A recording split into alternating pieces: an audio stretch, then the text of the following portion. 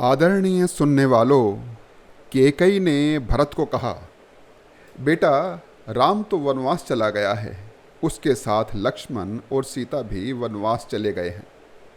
तब भरत महान दुख से संतप्त हो गए और केकई से बोले, वनवास? केकई ने कहा, हाँ बेटा भरत, उनका वनवास जाना ही तुम्हारे पिता की मृत्यु का कारण बना। भरत ने कहा, परंतु कैसे? केकई ने कहा, मैं बताती हूँ, तुम आराम से बैठो। भरत ने कहा, आराम से बैठो? कैसी बात कर रही हो माँ? मेरे पिताजी का देहांत हो गया है। मेरे बड़े भाई राम, लक्ष्मण और माता सीता वनवास चले गए हैं और आप कह रही हैं कि मैं आराम से बैठूं? मुझे जल्दी बताओ, आखिर हुआ क्या था?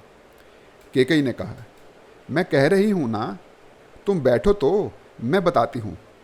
भरत ने कहा, नहीं, अब मुझे बैठने के लिए मत कहो, जल्दी बताओ। केकई ने कहा, अच्छा सुनो भरत, महाराज के पास मेरे 2 वचन थे। उसमें मैंने एक वचन में तुम्हारे लिए राज तिलक और दूसरे में राम को 14 वर्ष का वनवास मांग लिया था। भरत ने आश्चर्य से कहा, मुझे राज तिलक और श्री राम को 14 वर्ष का वनवास?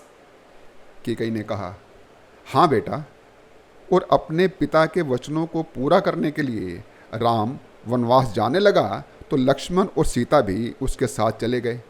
उनके वियोग में तुम्हारे पिता चल बसे। तुम कोई चिंता मत करो, तुम अयोध्या का राजपाट संभालो और राज करो। अभी तक खुश दिख रही केकई पर दुखों का पहाड़ टूटने वाला था। जैसे जैसे भरत ने केकई के मुख से सारी घटना को सुना, उसका क्रोध 7वें आसमान पर पहुंच गया। उसने गुस्से में कहा, क्या कहा? राज करूं?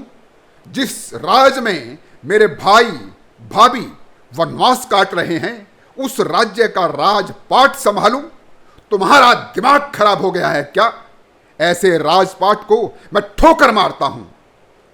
केकई ने कहा, नहीं बेटा, बड़े यत्न से मैंने तुम्हारे लिए राजपाट लिया है, इसका अनादर मत करो, अयोध्या का राजपाट संभालो। भरत ने दुखी हृदय से केकई को कहा, मैं समझता हूं, लोभ के वशीभूत होने के कारण तू अब तक यह न जान सकी कि मेरा श्री रामचंद्र जी के साथ कैसा भाव है।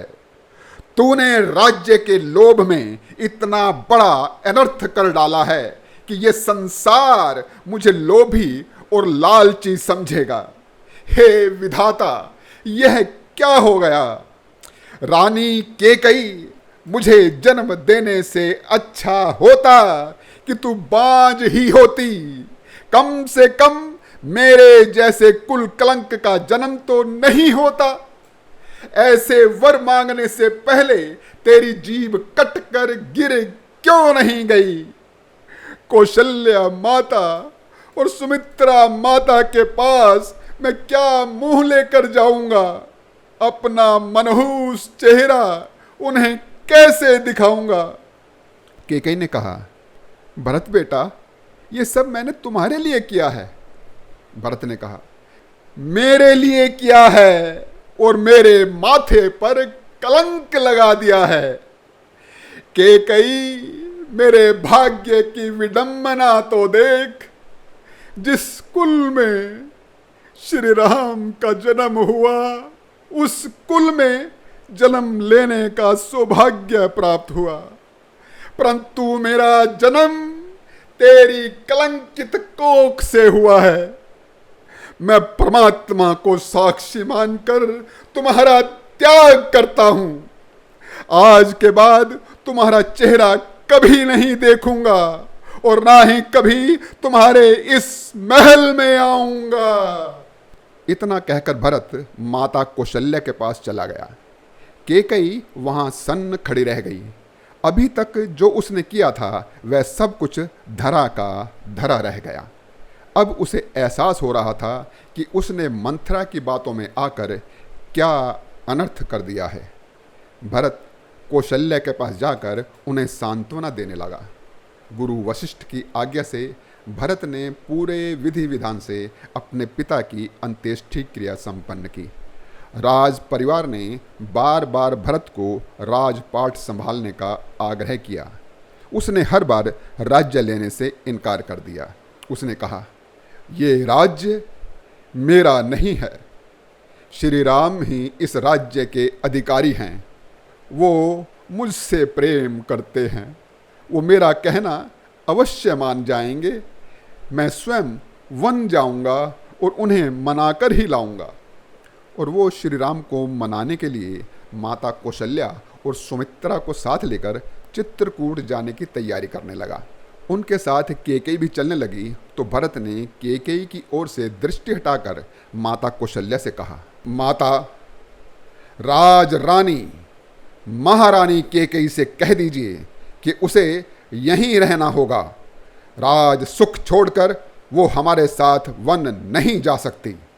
उसने मन चाहा वरदान पाया है, वो यहीं महल में रहकर राज सुख का आनंद भोगे। कौशल्या ने कहा, नहीं बेटा, ऐसा मत कहो।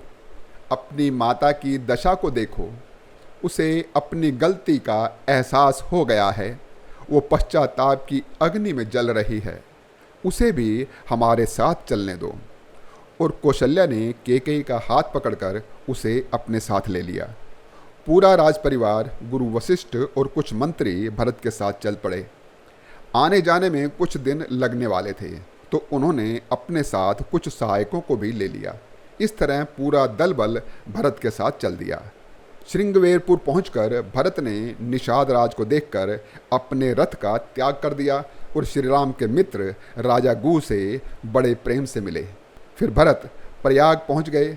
वहां भारद्वाज के आश्रम में ऋषि भारद्वाज ने स्वागत करते हुए भरत से कहा, भरत, निसंदेह श्री राम के दर्शन पाना जीवन का परम फल प्राप्त करना है, और उस पर तुम्हारा दर्शन, यह तो मुझे और भी विशेष फल प्रदान कर गया है।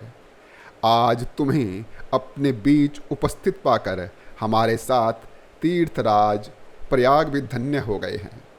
ऋषि भारद्वाज के आश्रम से निकलकर भरत चित्रकूट की ओर चल दिए। भरत को दल बल के साथ चित्रकूट में आता देखकर लक्ष्मण को भरत की नियत पर शंका होने लगी। उसने श्री राम से कहा, भैया देखो तो, भरत सैनिकों के साथ इधर आ रहा है। हमें अपने अस्त्रों शस्त्रों को संभाल लेना चाहिए। तब श्री राम ने कहा, लक्ष्मण, भरत को आने दो, उस पर किसी प्रकार का संदेह मत करो। भरत पर संदेह करना व्यर्थ है। भरत के समान शीलवान भाई इस संसार में मिलना दुर्लभ है। अयोध्या के राज्य की तो बात ही क्या, संपूर्ण लोगों का राज्य प्राप्त होने पर भी मेरे भरत को मद नहीं हो सकता। भरत ने जैसे ही श्री राम को दूर से देखा, वह दौड़ता हुआ आया और उनके चरण पकड़कर प्रलाप करने लगा। भगवान राम ने उसे उठाकर अपने गले लगा लिया। भरत ने प्रलाप करते हुए कहा, भैया, आप अयोध्या छोड़कर आ गए और आपके वियोग में पिताश्री स्वर्ग सिधार गए। इतना सुनकर राम, लक्ष्मण और सीता भी प्रलाप करने लगे। सभी परिवारजन चित्रकूट पहुंच गए तो श्री राम ने माताओं का विधवा रूप देखकर केकई के गले लगकर प्रलाप करने लगे। केकई यह देखकर कि श्री राम के मन में उसके प्रति कोई भी वैर भाव नहीं है तो वह द्रवित हो उठी और उसने श्री राम के सामने अपनी भूल के लिए क्षमा मांगी। केकई ने सभी के सामने अपने दोनों वचन वापस ले लिए तथा श्री राम को पुनः अयोध्या लौटने को कहा। किंतु श्री राम ने कहा, नहीं माता, आपको ये वचन पिताश्री ने दिए थे। केवल उनके पिता ही ये वचन वापस ले सकते हैं, जो कि अब जीवित नहीं हैं। इसलिए मुझे 14 वर्ष तक वन में रहकर उनके वचनों को पूर्ण करना होगा। फिर भरत ने कहा, भैया राम, मुझ अभागे पर तरस खाकर अयोध्या लौट चलिए। किंतु श्री राम ने कहा, नहीं भरत, मुझे पिता के वचनों को पूरा करना है।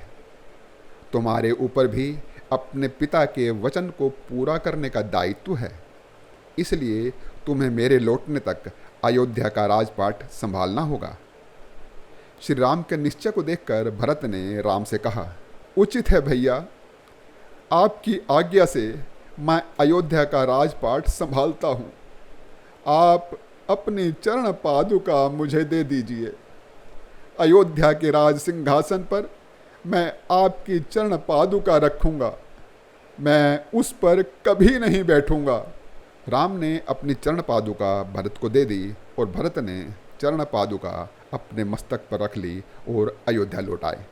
अयोध्या के राज सिंहासन पर श्री राम की चरण पादुका रखकर नंदीग्राम में एक कुटिया बनाकर वनवासियों जैसा तपस्वी जीवन बिताते हुए राजपाट का संचालन करने लगे। चित्रकूट में भरत के जाने के बाद राम ने लक्ष्मण से कहा, लक्ष्मण, अब हमारा इस स्थान पर रहना उचित नहीं है। यह स्थान अयोध्या से अधिक दूर नहीं है। अयोध्या वासियों को इस स्थान पर हमारे निवास का पता चल गया है। भरत के राज्य संचालन में किसी प्रकार का विघ्न न हो, इसके लिए हमें इस स्थान से दूर जाना होगा। लक्ष्मण ने कहा, जैसा आप उचित समझें तात। इसके बाद वे सभी चित्रकूट छोड़कर ऋषि अत्रि के आश्रम चले गए। माता सीता ने उनके आश्रम में देवी अनसूया की चरण वंदना की। देवी अनसूया ने सीता को पतिव्रता धर्म का विस्तार पूर्वक उपदेश दिया। उनके प्रस्थान के समय देवी अनसूया ने सीता को चंदन, वस्त्र, आभूषण आदि भेंट प्रदान किए। इसके बाद वे तीनों कई ऋषि व मुनियों के आश्रम गए।